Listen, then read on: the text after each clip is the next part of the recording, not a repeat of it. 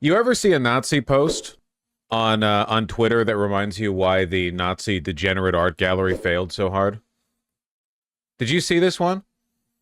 Hitler painting left, famous Jewish painting right, known artist, famous Jewish. And here's the Hitler painting. And it's like, damn. No wonder Hitler was bitter. This shit rocks. What are you going to be thinking of later? Huh? Goes hard. I guarantee you that the Nazis who glaze Hitler's art, insincerely, of course, they don't actually care about it. It's like nondescript, boring, uninteresting, perspective, compromised, you know, architectural art, right? It's a dime a dozen, you know, not very technically competent. They pretend to like this shit. This is what they're thinking about late at night when they're reflecting on their life, you know? This is what they're thinking about. They know it, and that's why the degenerate art gallery was so popular. Real art is, when stuff looks the same as always, but, like, a little worse, because there were people who did exactly this, but better. What's the meaning behind famous Jews art? Honestly, I think he was just, mogging you, and all of us, really.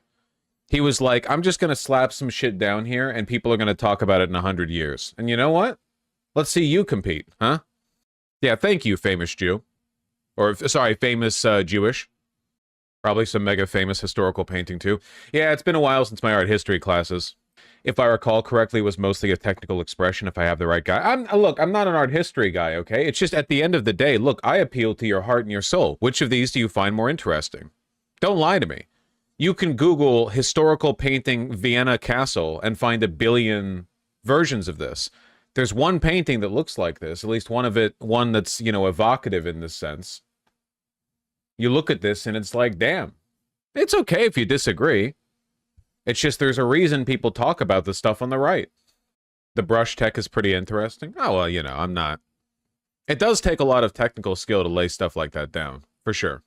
Hitler was using ChatGPT before it existed. You know, I think there is a parallel there, right? Nazis claim to, like, venerate spirit and art and Aryan culture, but they actually hate culture, hate art, hate creativity, and love AI slop. I feel like there's kind of like a parallel there, you know? Hitler would have shown up at the Vienna School of Arts with a bunch of creative diffusion anime girls or whatever. Pretty sure Nazis would hate old Germanic art and religious symbols. They did. You know, Hitler once, like, moaned and bitched to Mussolini that Mussolini's ancient empire that he got to, like, do revivalism for was the Roman Empire. Meanwhile, like, all Hitler had was, like, kitschy German barbarian shit. Like Germanic culture doesn't have the same glorious history that, you know, Italian culture does, right? Like, you can go, you know, you get the Prussian, the Holy Roman Empire and stuff, but for, like, there's a reason the Romans, like, framed a lot of these people as barbarians. He was embarrassed by it, you know? I don't know, the Vikings are cool, but they're not Vikings. That's Nordic. What are you talking? That's hundreds of miles away. That's a different people. Nazis ruined Vikings. They weren't Vikings. You know why Nazis took so much, like, Nordic pagan mythology? Because they were so embarrassed by their own historical, or their own ancestry and culture, they wanted to borrow something else cool. That's what they did. They were like, oh, you know, look back in Germans' history. What do you see? Barbarians, Bavarians, people with silly mustaches, lederhosen, and they were like, fuck that, dude. What if we like borrowed some shit? What if we pretended, yeah, pretzels? What if we pretended, you know, like, you go up north a little bit. IMO, the old Germanic pantheon, were just as cool as the Viking ones. We just know less about them. Yeah, well, shame the Nazis didn't take from that, because they were fucking weebs. For Nords. They also tried to claim Persian history as Germanic. They hate their own culture, man. Nazis fucking despise. Dude, it's literally always like this. It's always like this. Romans were literally uninterested in the Viking regions and literally called the North. I mean, from a Roman perspective, the like Scandinavian territories are kind of like useless.